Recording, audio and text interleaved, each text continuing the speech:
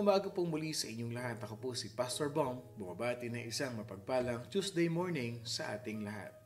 Our verse for today will be coming from the book of 2 Timothy chapter 3 verse 16 to 17. 2 Timothy chapter 3 verse 16 to 17.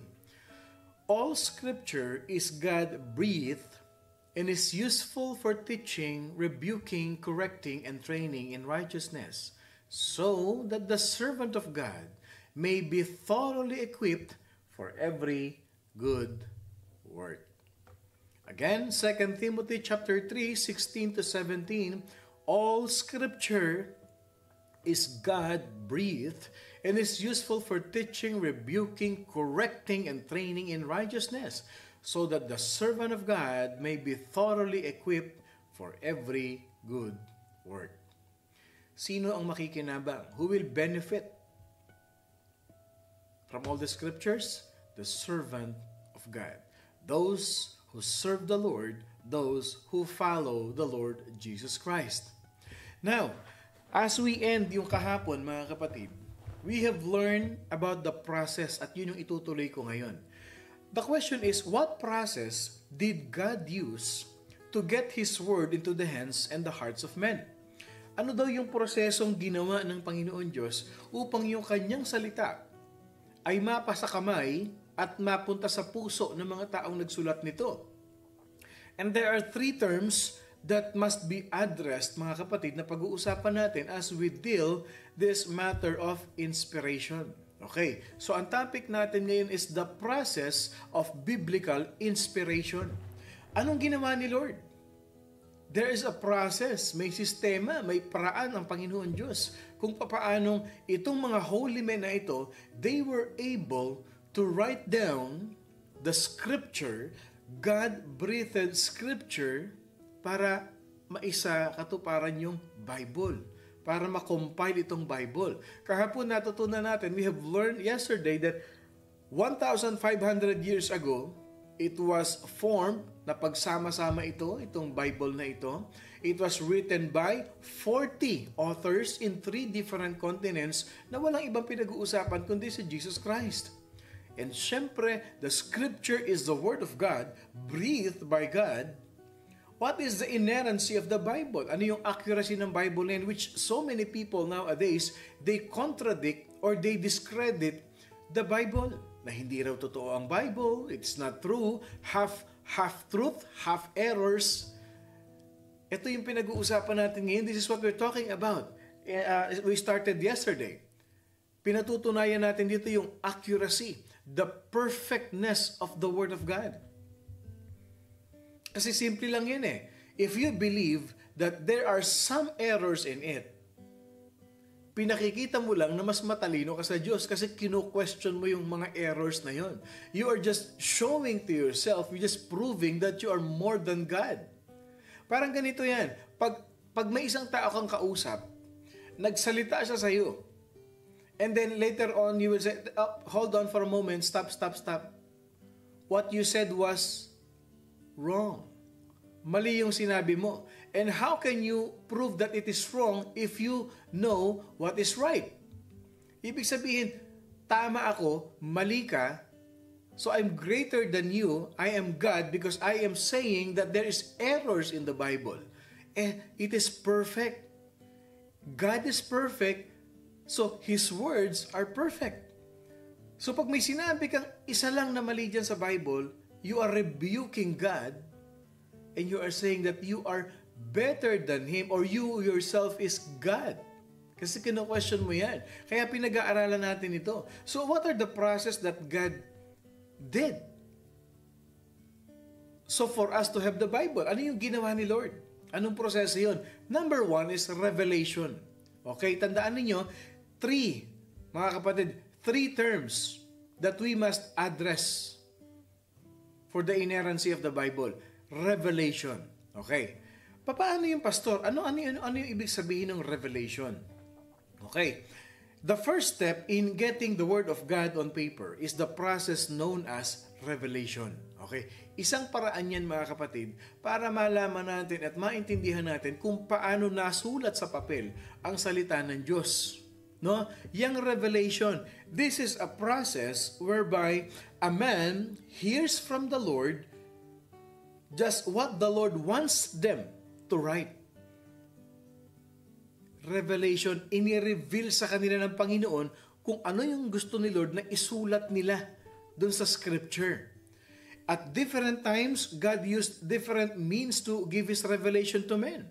Sa iba't ibang panahon, gumamit ang Diyos ng iba't ibang paraan upang i-reveal sa tao, upang magkaroon ng revelation yung kanyang mga salita sa mga tao.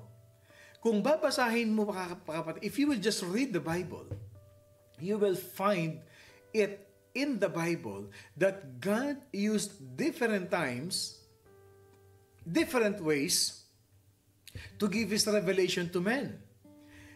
In the book of Genesis, in the book of Luke, in Matthew 28, Genesis 18 to 19, He spoke through angels. Gumagamit si Lord ng, and the angel appeared, and the angel appeared. Tama? And the angel appeared to Joshua, and the angel appeared to Moses, and the angel appeared to Abraham, and the angel appeared to Jacob. And even in the New Testament, in the book of Luke, chapter 1 to 2, sa Matthew 28 sa New Testament, and the angel of the Lord.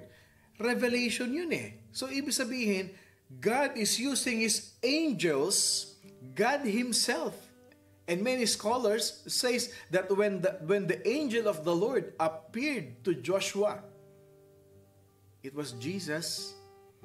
When the angel of the Lord ni-wrestling si Jacob, it was Jesus Himself. But it is a process of revelation through angels. And even a form of revelation is He is speaking through a very clear voice. Nakikipag-usap talaga si Lord ng malinaw sa book of Genesis chapter 3. Chapter 6, chapter 12, napakarami. Nakikipag-usap si Lord sa mga tao na yan. Hindi ba't si Abraham? The Lord spoke to Abraham. The angel of the Lord spoke to Sarah. The Lord will speak to us in a very clear voice. And I'm sure, mga kapatid, I'll tell you this, I'm pretty sure, very much sure, that we as Christians, we have experienced that God spoke to us in a very clear voice.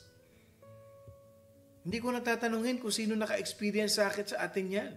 But if you have experienced the loud, clear voice of the Lord in your life, I want to see your amen. Kung once in your life o hanggang ngayon, pag binigyan ka ng instruction ni Lord, you can hear the voice of God. I did. Narinig ko yan. And I've been sharing my testimony many times when I'm preaching, when I'm teaching the Bible study, na walang-wala kami. Then I preached in a church. Yun na lang ang laman ng bulsa ko. Sabi ni Lord, ibigay mo yan. Sabi ko, Lord, ito na lang natitira ko. Ibigay mo. Binigay ko. Because there's a loud, clear voice of the Lord that speaks to me. O lahat tayo, kita nyo, ang dami nag-i-amen. Why? Because you've experienced that loud, clear voice of the Lord. And even those Bible characters, yung mga nasa Biblia, mababasa natin. Lalo na kung nagbabasa ka ng Bible mo.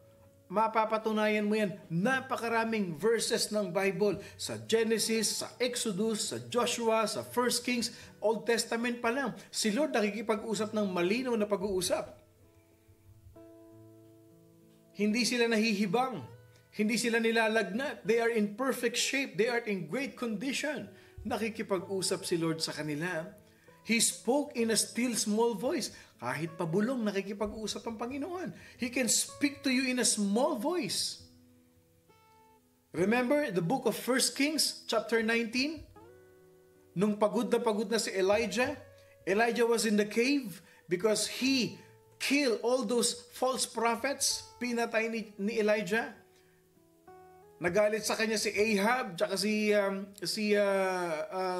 Jezebel, hinahabol siya, and he hid inside the cave. Nagtago siya sa cave. Sabi niya, Lord, patayin mo na ako. Kasi sigurado papatayin na nila ako. Ikaw na lang ang pumatay sa akin. Lord, take my life. And what happened? Sa kuweba, for sure, kung sumigaw si Lord noon, if God shouted him inside the cave, baka mabingi si Elijah. But he spoke to Elijah in a very small voice. Ano sabi ni Lord sa kanya? You go out and you stand on the mountain in the presence of the Lord. For the Lord is about to dadaan si Lord to pass by. Lumabas ka dyan, huwag ka magtago. Dadaan si Lord. Palalakasin ka niya. He spoke through nature. If you read the book of Psalm chapter 19, God spoke through nature. Ito pa maganda. Here's one thing about the revelation of the Lord. God can use animal to speak to you. Yes. In the Bible, book of Numbers chapter 22, verse 28. Who spoke? Sino nagsalita? Yung donkey. Yung donkey nagsalita. At sinabi kay Balaam, kasi si Balaam is a false prophet na gusto niyang ipahamak ang mga Jewish, ang mga Israelites. Ano sabi sa kanya ni Lord? Ginamit yung donkey. Ayaw siyang padaanin ng donkey. Kasi pag dumaan siya, he will bring curse to Israelites. Hinarangan siya ng donkey. Sabi ng donkey, what have I done to you to make you beat me these 3 times? God can use a lot of things. God can use a lot of living nature, living things, just to reveal Himself to us. Grabe si Lord, ano? At syempre, modern day tayo ngayon. Okay, I'll ask you this. I'll ask you this. Ilan sa atin dito ang worshiper? Pag sinabi kong worshiper, yung pagsakay mo pa lang ng kotse mo, the moment you sit on your car, you are playing worship songs. Pagdating mo sa office, sa trabaho mo, ang pinapatugtog mo, worship songs. Pagdating mo ng bahay, ang pinapatugtog mo, worship songs. Yan ang worshiper.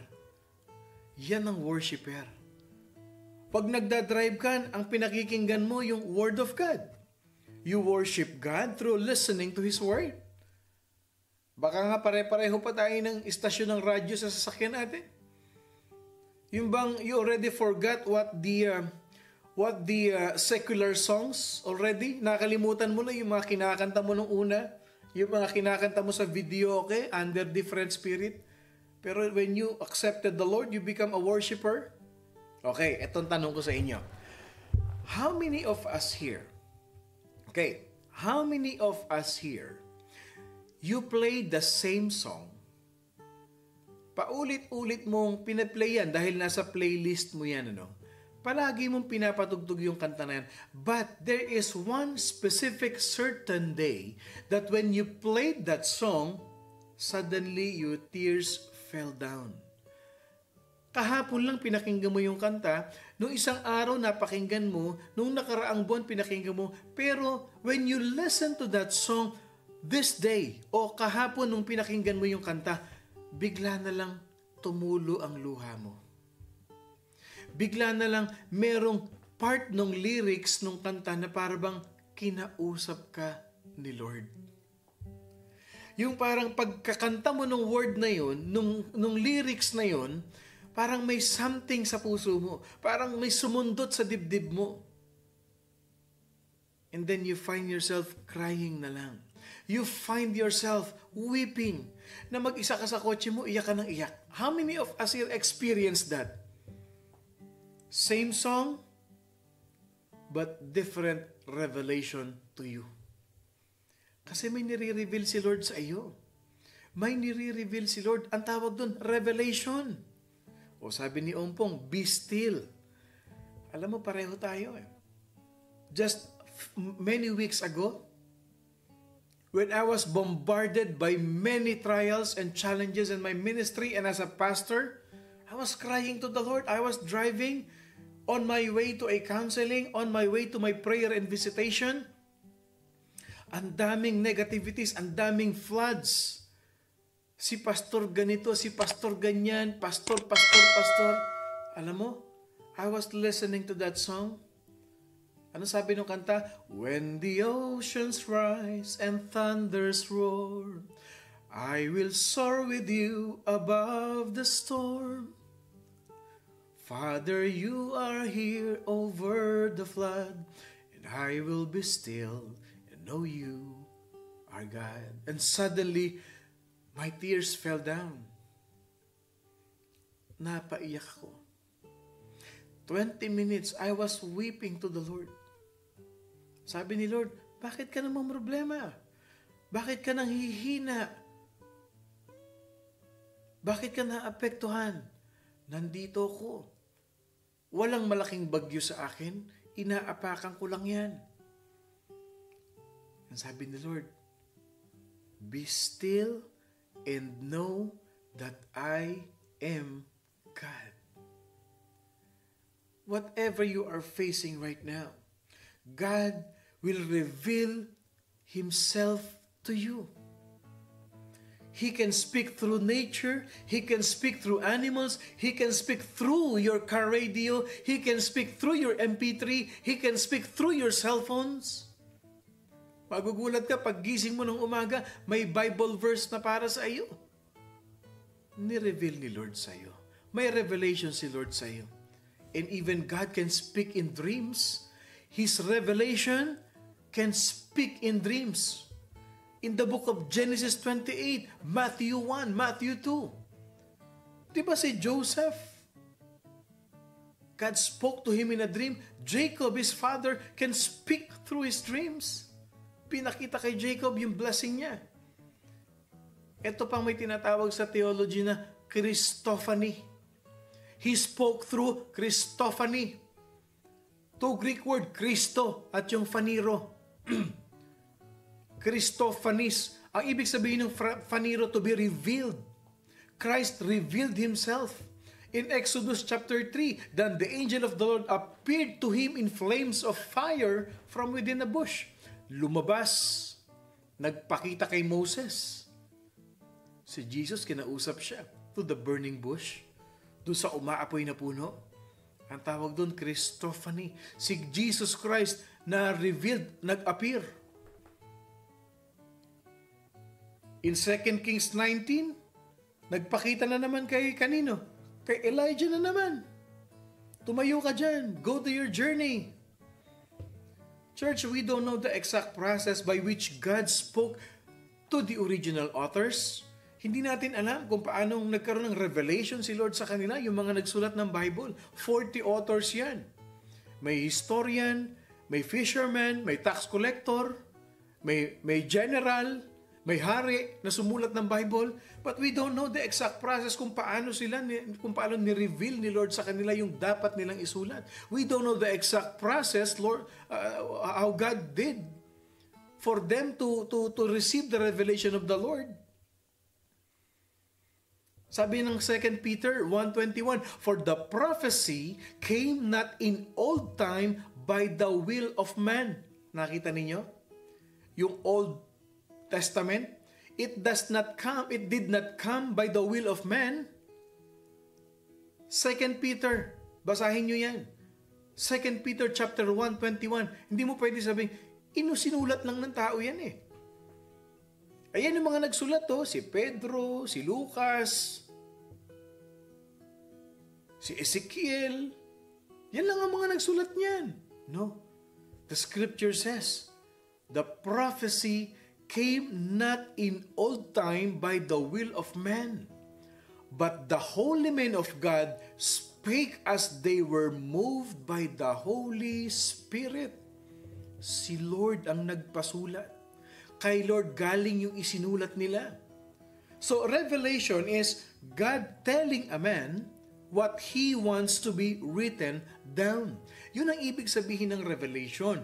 Yung revelation is what? The process of the Lord telling a person what He wants to be written.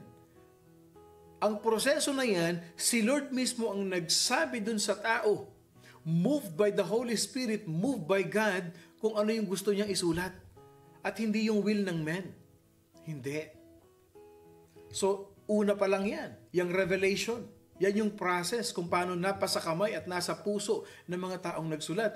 Pangalawa, what I want you to learn is through inspiration.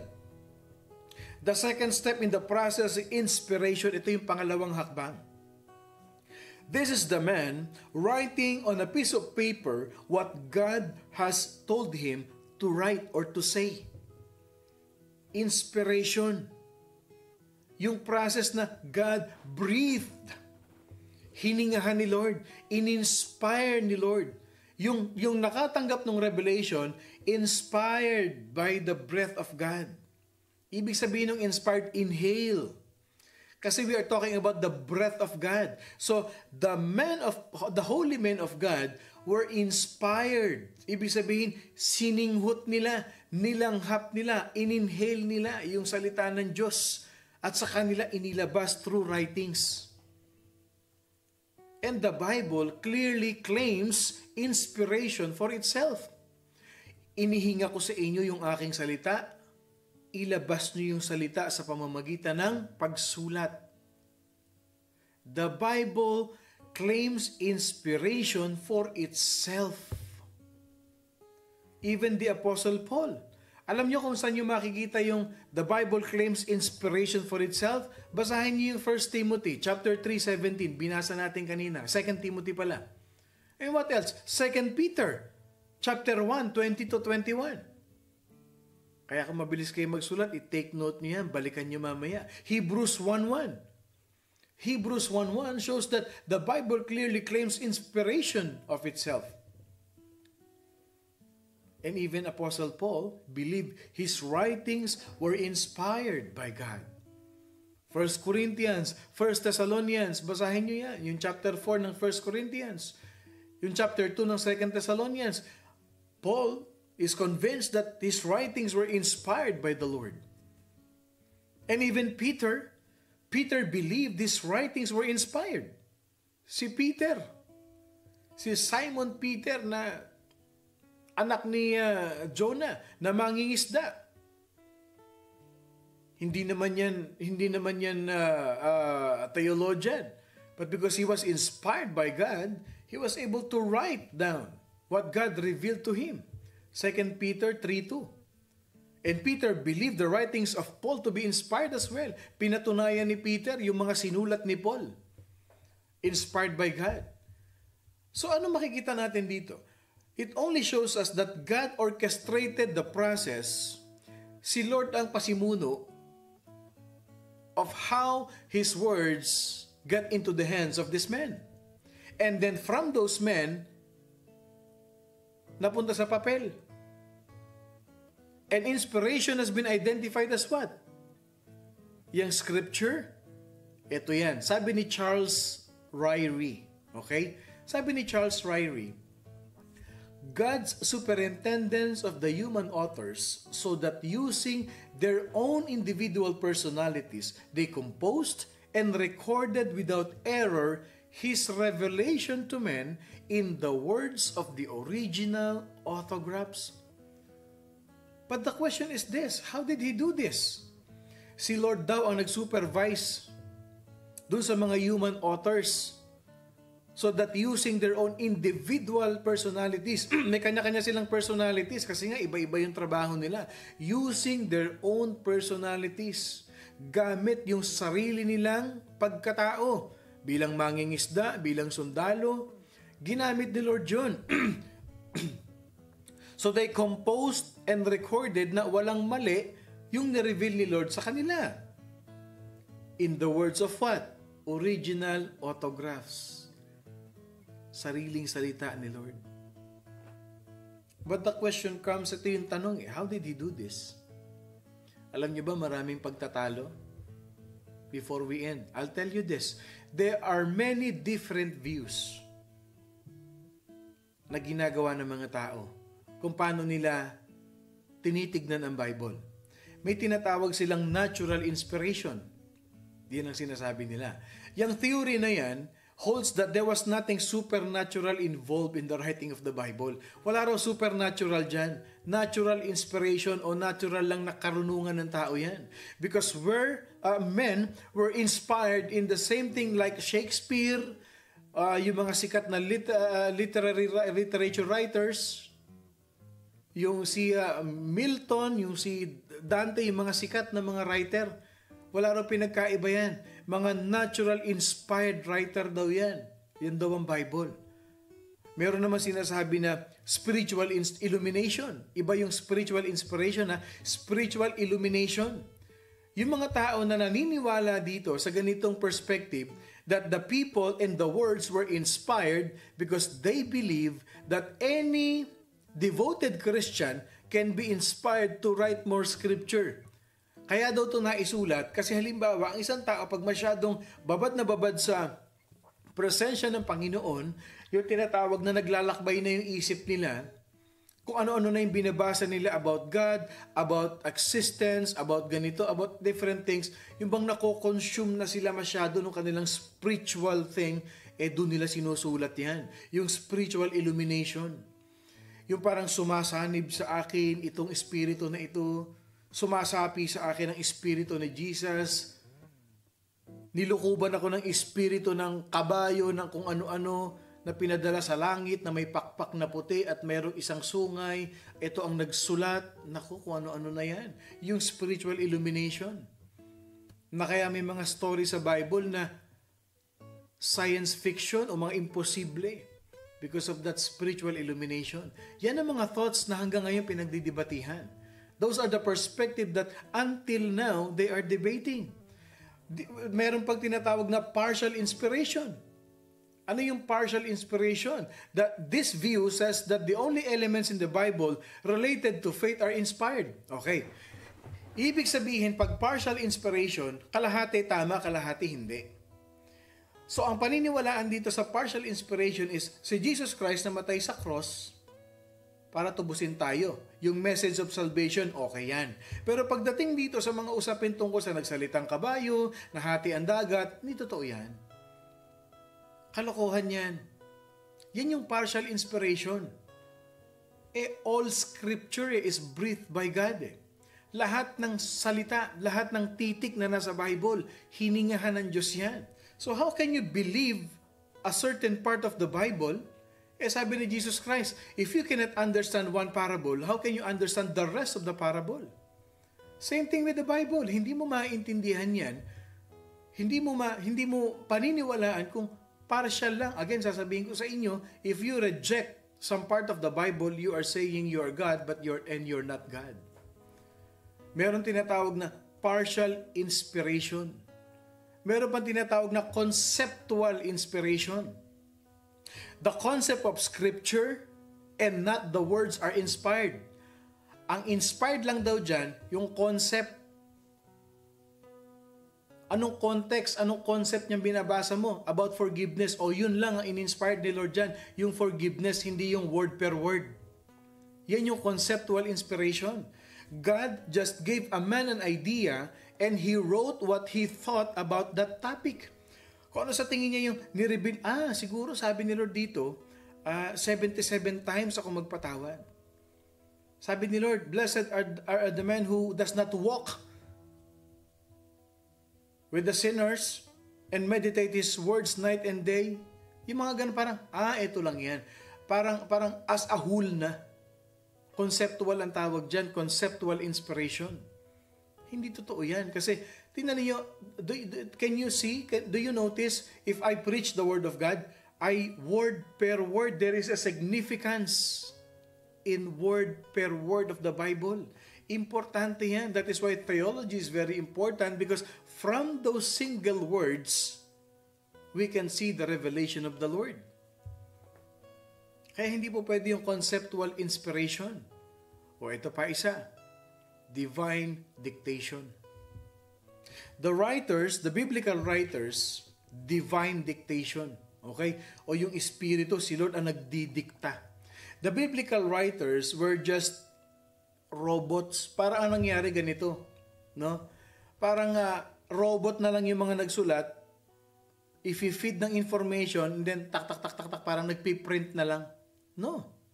Parang yung divine inspiration, pumunta sa kanila, in-override yung kanilang pagkatao, Eh, hindi naman tayo ginawang robot ni Lord. God did not created us as automation or robot, no.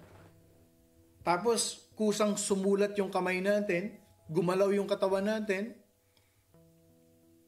so to write His own words, no.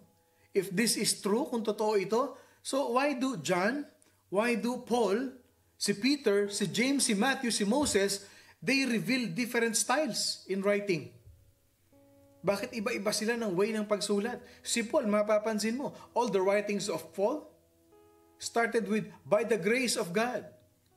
And it ends with grace. So yun ang style ni Paul eh. Grace before the chapter and grace after the chapter.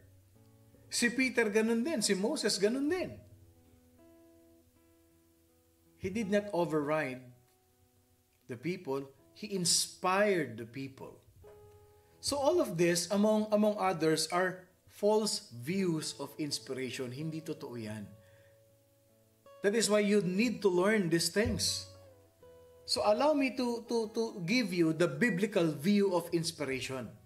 Ang biblical view ng inspiration, ang tinatawag na verbal, plenary inspiration of the Bible. Verbal. From the mouth of the Lord. Plenary, yung word na absolute o full. Kapunuan. Kumpleto.